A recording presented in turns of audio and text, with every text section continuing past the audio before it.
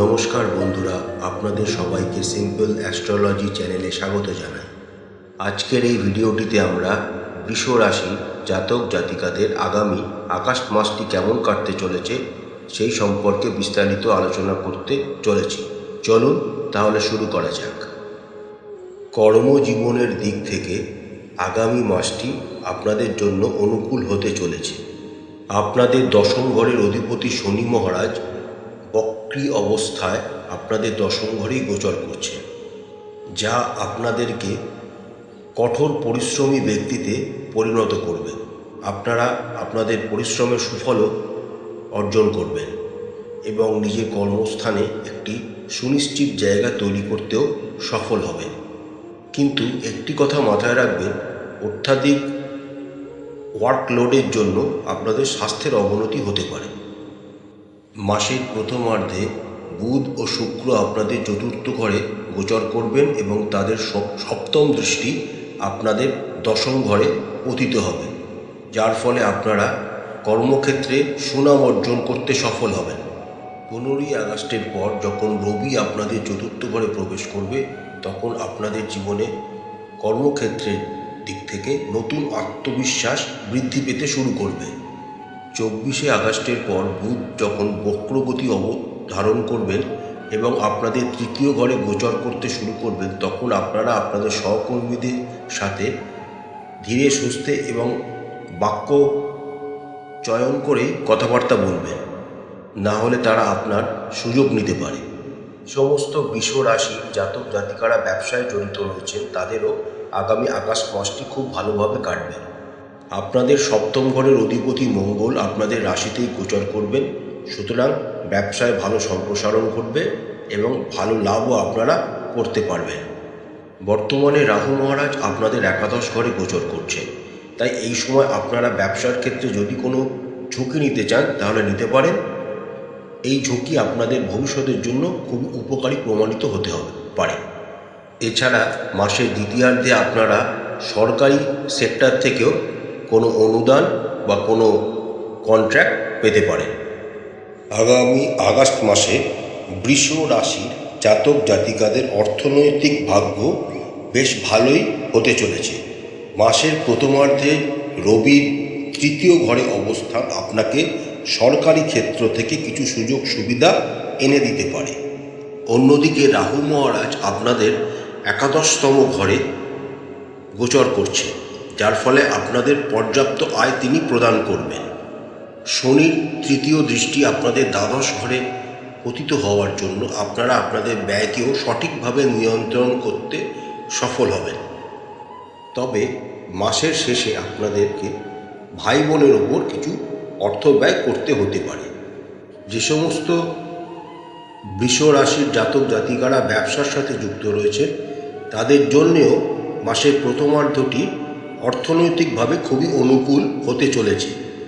তবে মাসের শেষার্ধটি আপনাদের জন্য দুর্দান্ত একটি সুফল নিয়ে আসবে আয়ের ক্ষেত্রে।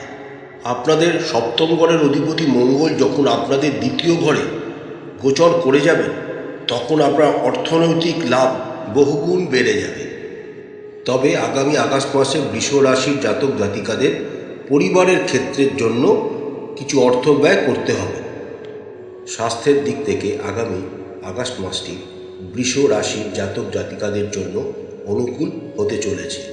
মাসের প্রথমার্ধে আপনাদের রাশি অধিপতি শুক্র বুধ যুক্ত অবস্থায় চতুর্থ ঘরে গোচর করবেন, যার ফলে তিনি আপনাকে বা আপনাদেরকে সুন্দর স্বাস্থ্য প্রদান করবেন। 15ই আগস্টের পর যখন রবি আপনাদের চতুর্থ ঘরে গোচর করে যাবেন এবং শুক্রের সাথে যুক্ত হবেন, তখন আপনারা শারীরিক কিছু টুকটাক অসুবিধার সম্মুখীন হতে হবে।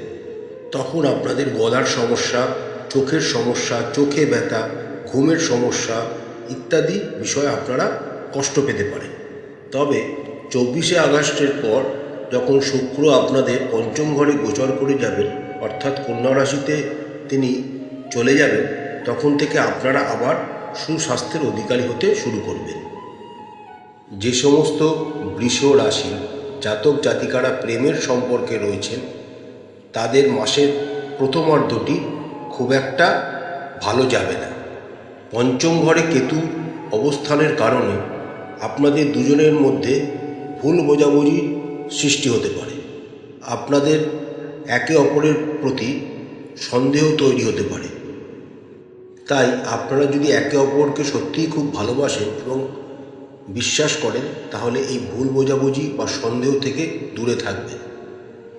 বর্তমানে দেবগুরু বৃহস্পতি আপনাদের বৃষ রাশিতেই গোচর করছেন এবং তার পঞ্চম দৃষ্টি এবং সপ্তম দৃষ্টি শুভ থাকার জন্য আপনারা এই সময় যার সাথে প্রেমের সম্পর্কে রয়েছেন তাকে বিবাহ প্রস্তাব দিতে পারেন বা তার সম্পর্কে নিজের বাড়িতে জানাতে পারেন। তবে একটা কথা মাথায় রাখবেন, এই সময় কোনো তৃতীয় ব্যক্তির হস্তক্ষেপ আপনারা যেন একদম অ্যালাউ না করেন আপনাদের সম্পর্কের ভেতর।